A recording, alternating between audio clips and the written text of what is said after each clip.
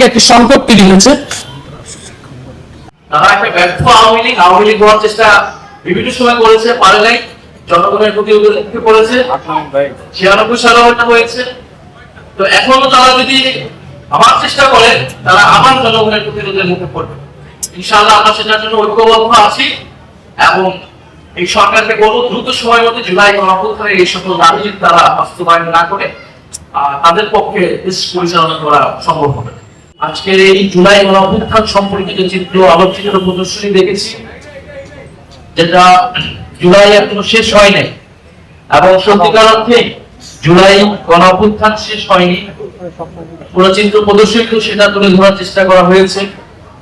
পুরো বাংলাদেশের রাষ্ট্র প্রকল্প 1947 সালের আজাদীর লড়াই থেকে 71-এর মহান মুক্তিযুদ্ধ এবং 24-এর গণঅভ্যুত্থান পর্যন্ত বাংলাদেশ যে ঘাট প্রতিঘাত, স্বৈরতন্ত্র, বাকশাল, ফ্যাসিবাদ সবকিছুকে অতিক্রম করে জুলাই গণঅভ্যুত্থান নতুন মুক্তি এনে দিল এই দেশের মানুষকে, জনগণকে।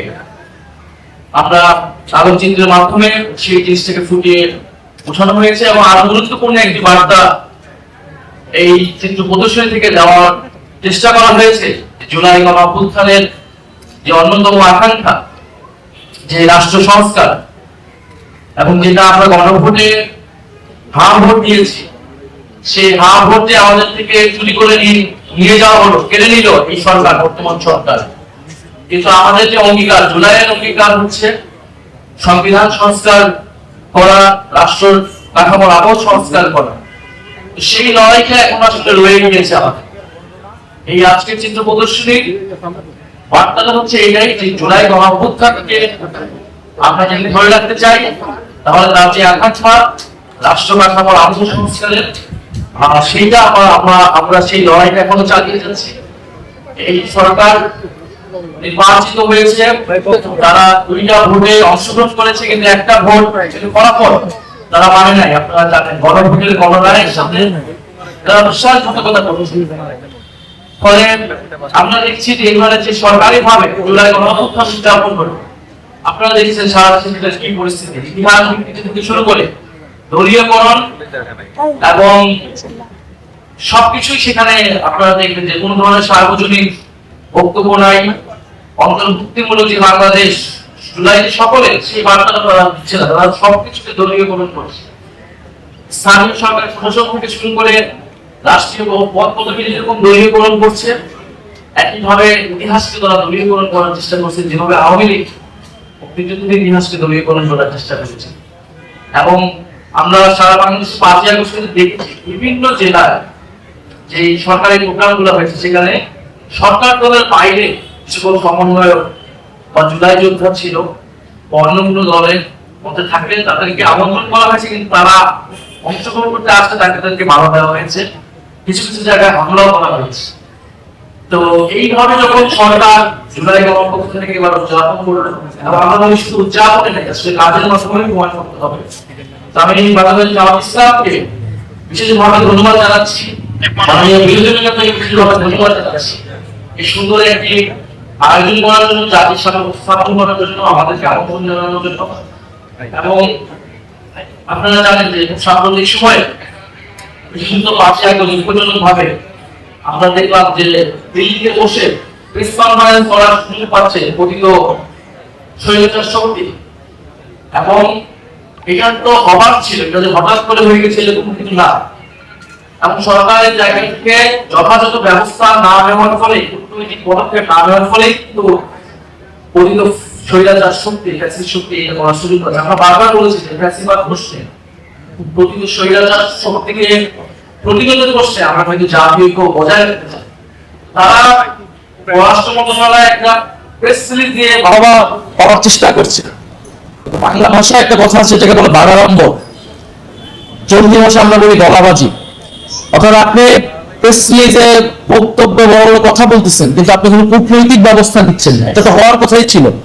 তারা তো ঘোষণা দিয়েই, এবং দিল্লি সরকার তাদেরকে সহযোগিতা করতেছে, ভারত সরকার সহযোগিতা করতেছে। ভারতীয় হাইকমিশনকে ডাকা উচিত ছিল সরকারের, এবং ডেকে কঠোরভাবে এটা নিন্দা জানানো উচিত ছিল। এবং পরবর্তীতে এই ধরনের ঘটনাগুলো সরকার কি ব্যবস্থা নিবে, কোন ধরনের কূটনৈতিক ব্যবস্থা নিবে, এইটা জনগণের সামনে উন্মুক্ত করা উচিত।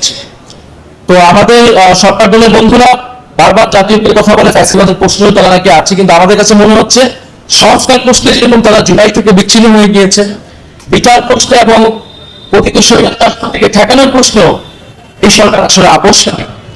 সরকার যদি আপোষকামী হয়, জনগণ তো বসে থাকবে না, এবং আমরা 11 দল, যে 11 দলের ঐক্য আছে এবং এই সকল আরো সামাজিক রাজনৈতিক শক্তি আছে জুলাই গণঅভ্যুত্থানের পক্ষে সংস্কার এবং বিচার চায়, আমরা ঐক্যবদ্ধ ভাবে প্রকৃত স্বৈরাচার শক্তিকে আমরা প্রতিরোধ করব, তার বিচার নিশ্চিত করব, এবং যে সংস্কার গণভোটের যে গণরায় অনুযায়ী সেই রায় অনুযায়ী আমরা কাজ করব। সরকার যে সংবিধান সংশোধন কমিটি করেছে, এই কমিটি করে সরকার লেজিটিমেসি হারিয়েছে, যে কোনো ধরনের পরিবর্তন তারা করতে চায় না, এবং তাদের যে জনগণের আস্থা, সে আস্থাতে হারিয়েছে।